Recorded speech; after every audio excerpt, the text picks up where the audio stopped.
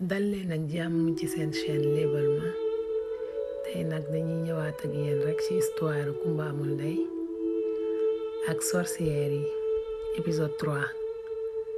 xam ngeen ni bi ko sorcière bi jéemalee ba sonn mënalu ko dara ba tey bàyyiwu ko. léegi si la daldi woon nag yeneen ñaari xaritu sorcière am pour ñu daldi ñëw sotoo Kumba Amul Ndey. léegi bi ñu dañ ñëwee ak moom ñu ñett léegi ñu daldi ne dañuy boole suñu doole pour xeex Kumba Amul Ndey. bi ñu waxee li ñuy wax ba pare ñu daldi kontaan nag di reetaan. léegi Kumba Amul Ndey moom comme ni mu nekkee ci palais bi rek bu xëyee nekk ci jàmmam di fecc ak xaritu jinaxam yi nekk ak buur bi nekk ci jàmm. léegi benn bés mu daldi dem fekk buur waa ngi taxaw. bi mu feccee ba egg ci moom mu daldi taxaw ak moom rekk jékki-jékki suuf si commencé di yëngu. mu daldi tiit nag daldi jàpp buur bi. dina xam yi fi ñu taxawoon ñoom ñëpp ñu commencé di daanu. léegi picc bi daldi naaw bi mu yëgee lool rekk mu daldi naaw daldi ñëw. Kumba Amul Ndey daldi ne ko waa lu xew. mu ne ko gaawal nga daw ci rabu ndox mi nga yóbbul ko lettre bi. léegi picc bi daal di yóbbu lettre bi pour rab bi ne ci ndox mi daal di leen dimbale. léegi sorcière yi nekk di daaneel palais bi di def li ñuy def. palais bi commencé di daanu. Kumba Amul Ndey daal di tiit daal di jaaxle nag mu ànd ak jëkkër ji nag di daw di dem pour sori palais bi.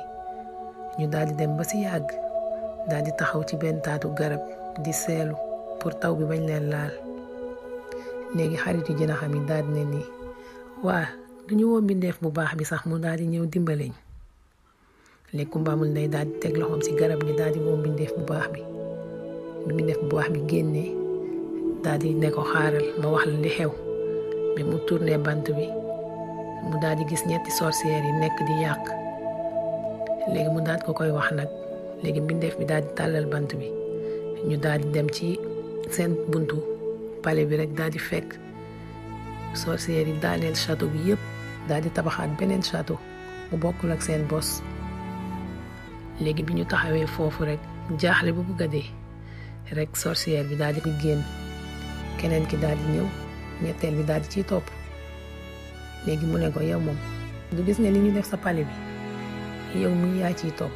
ñu commencé di leen def lu nekk xeex ak moom ba mbindeef bu baax bi sonn bu mujj gi mënatul ndax liñ ko doon sot.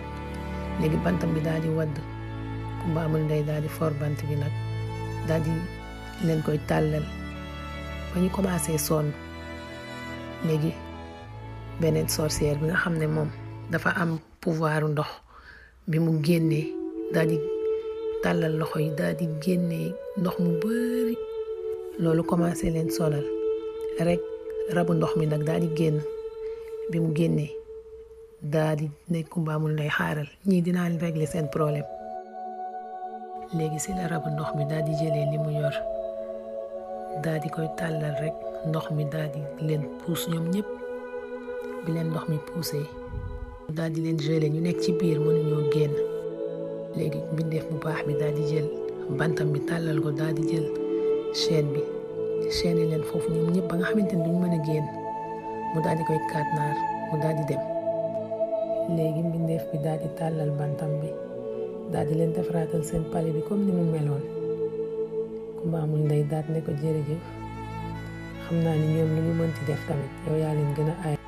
léegi sorcière yi des ci glace gi ba naaj bi mu génnee si la daal di see glace gi ñu daal di ñibbi ku nekk dem sa kër. gis ngeen jéemal nañ ko lu nekk mënaluñ ko dara.